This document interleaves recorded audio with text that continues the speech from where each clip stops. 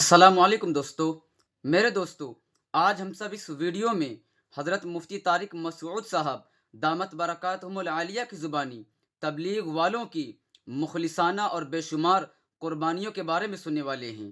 میرے دوستو، حضرت مفتی صاحب کا یہ بیان آپ سب بہت ہی زیادہ غور سے سنیے گا، آپ سب کا ایمان تازہ ہو جائے گا اور دعوت و تبلیغ کے اس مبارک کام کے لیے آپ کے دل میں محبت پیدا ہو جائے گی۔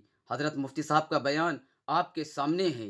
میں تو مثال دیتا ہوں تبلیغی جماعت کی۔ بتاؤ دنیا میں کوئی مذہب ایسا ہے جس کی تبلیغ کے لیے لوگ اتنی قربانی دیں، اپنی جان، اپنا مال، اپنا وقت، ایک سال کے لیے گاؤں میں امریکہ سے جماعتیں جنہوں نے ہمیشہ ایئر کنڈیشن میں وقت گزارا، سندھ کے گاؤں اور دیہاتوں میں کچی مسجدوں میں جہاں لوٹے ٹوٹے ہوئے اور لیٹرین کا کوئی انتظام نہیں، پورے سال کی پیدل جماعتیں چل رہی ہوں اور ان کو ایک دھیلا بھی اس پہ نہ مل رہا ہو، نہ گھر والوں کی طرف سے کوئی ہار پھول لے کے جب یہ جماعت امریکہ واپس جائے گی تو ایئرپورٹ پہ لوگ ہار پھول لے کے کھڑے ہوئے ہوں گے، ایسا بھی کوئی پروٹوکول نہیں ہے۔ کوئی جانتا بھی نہیں ہے کہ اس کا سال لگا ہوا ہے، اس کا 4 مہینے لگا۔ کوئی یہ نہیں کہ تبلیغ والے سال لگانے کے بعد کوئی سرٹیفکیٹ دیتے ہوں کہ اب جی آپ کم از کم کسی ایسے ادارے میں جائیں جہاں مینیجر تبلیغ والا ہو تو آپ کو جاب مل جائے گی۔ وہاں پہ کوئی حیثیت نہیں ہے اس سال کی دنیا کے لحاظ سے۔ یہ قربانی گورا دینے کے لیے تیار ہے؟ یہ کوئی ہندو اپنے مذہب کے لیے قربانی دینے کے لیے تیار ہے؟ یہ بولو نا بھائی، کیا ہو گیا؟ یہ جو اسپرٹ ہے، یہ جو جذبہ بھر دیا، یہ کیا کسی موٹیویشنل اسپیکر نے جذبہ بھرا ہے ان کے اندر؟ انہوں نے کہیں جو ورکشاپیں کی ہیں، اتنی قربانی جس کی کوئی مثال نہیں ملتی اس زمانے میں۔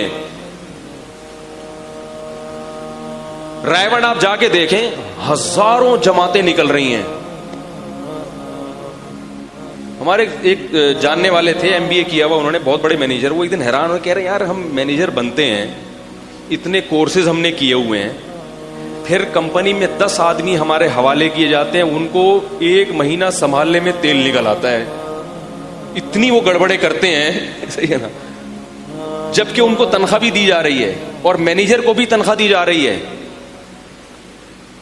پھر بھی وہ سنبھالنے میں کیا ہوتا ہے؟ گڑبڑ۔ وہ کہتے ہیں یہ تبلیغ والے عجیب ہیں، ایک امیر ہوتا ہے جس کی کوئی تنخواہ نہیں ہوتی، نہ اس نے MBA کیا ہوا ہے، نہ مینجمنٹ کا کوئی کورس کیا ہوا ہے، اور وہ 1 سال تک 20-25 افراد یا 15-20 افراد جو مختلف قوموں کے، مختلف کلچر، قومیں بھی الگ، عمریں بھی الگ، ایک 75 سال کا بوڑھا ہوگا، دوسرا 22 سال کا جوان، ایک اسی جماعت میں ایک سائنٹسٹ ہوگا، بریگیڈیئر ہوگا، کرنل ہوگا، اور اسی میں رکشے والا بھی ہوگا۔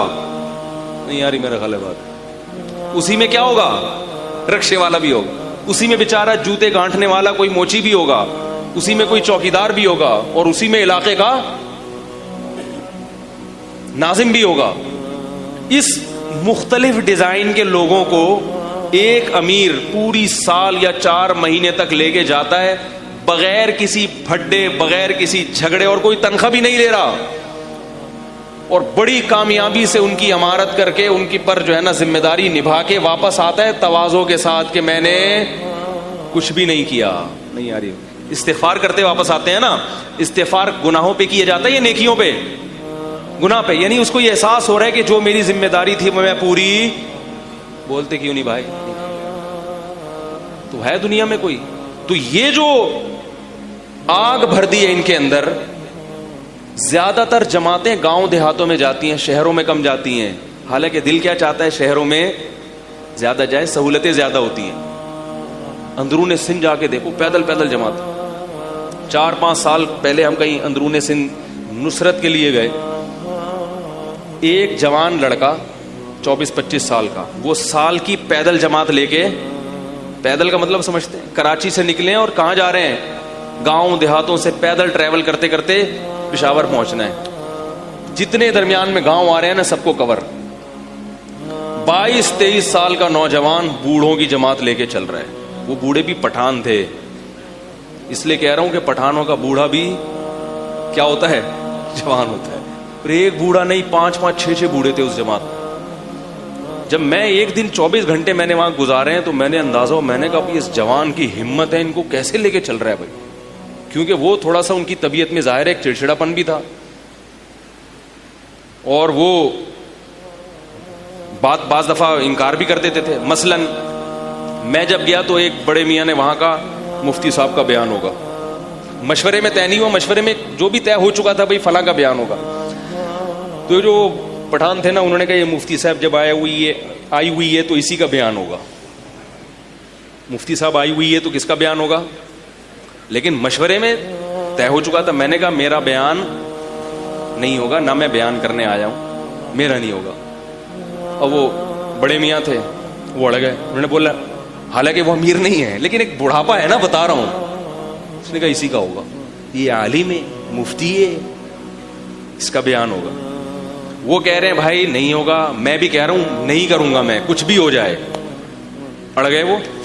ٹھیک ہے, اب بابا جی کے پاؤں دبا رہے ہیں لوگ. حضرت جو مشورے میں طے ہوا اسی میں خیر ہے, یہ امیر کی خلاف ورزی کیا ہے, غلط. تو میں کہہ رہا تھا یہ ایک دن ہوا ہے تو ظاہر ہے ایک سال میں, لیکن وہ نوجوان کیا کر رہا ہے, پاؤں بھی دبا رہا ہے محبت سے. یہ نہیں کہ اس نے پولیس کو فون کیا 15 پہ, آ جا بھائی یہ بات نہیں مان رہا ہے بھائی, یا فون کیا میرے تعلقات ہیں پی ٹی آئی سے یا جے یو آئی سے, میں بھی پٹواتا ہوں, میں بھی دیکھتا ہوں, کچھ بھی نہیں, پاؤں دبا رہا ہے. یہ آدمی جب اس بوڑھے کی خدمت کرے گا تو گھر میں باپ کی کیسی کرتا ہوگا, بولو بھائی کیا خیال ہے؟ تو وہاں تو میرے بھائی کوئی ٹریننگ سینٹر نہیں ہے, کوئی ڈگریاں نہیں ہے. جو امیر تھا نا 22 سال کا نوجوان, وہ بھی پڑھا لکھا, بولتے کیوں نہیں یار, نہیں تھا, پڑھا لکھا نہیں تھا, وہ بھی کسی گاؤں دیہات کا تھا بیچارہ. اس کو کس چیز, اس کو کیا یہ مثال دی کہ جب مرو گے تو ماضی سوچنا ہے کہ میں نے ماضی میں اچھی زندگی گزاری یا بری, اگر اچھی گزاری ہوگی تو بڑا سکون ملے گا, تو اس سکون کے لیے وہ اتنی قربانیاں دے رہا ہو. 5 منٹ کے سکون کے لیے کوئی اتنی قربانیاں, وہ بولے گا چھوڑو, اس وقت تھوڑے سے پریشان ہو جائیں گے, مرنا ہی ہے نا, 5 منٹ کی جہاں اتنے عرصے ٹینشن, تو 5 منٹ کی ٹینشن, ابھی تو مزے اڑاؤ, یہ تو کھاؤ پیو موج مستی کرو. میرے دوستو, یہ بات تو ایک دم حقیقت ہے کہ تبلیغ والوں کی مخلصانہ محنت سے ہزاروں لاکھوں نہیں بلکہ کروڑوں لوگوں کی زندگیاں بدلی ہیں. کروڑوں لوگ ہدایت پر آئے ہیں, اور نہ جانے کتنے لوگوں کا تعلق اللہ سے جڑا ہے. نہ جانے کتنے لوگ من چاہی سے ہٹ کر رب چاہی پر آئے ہیں. اللہ مجھے بھی اور میرے گھر کے تمام فرد کو اس مبارک کام سے جڑنے کی توفیق عطا فرمائے.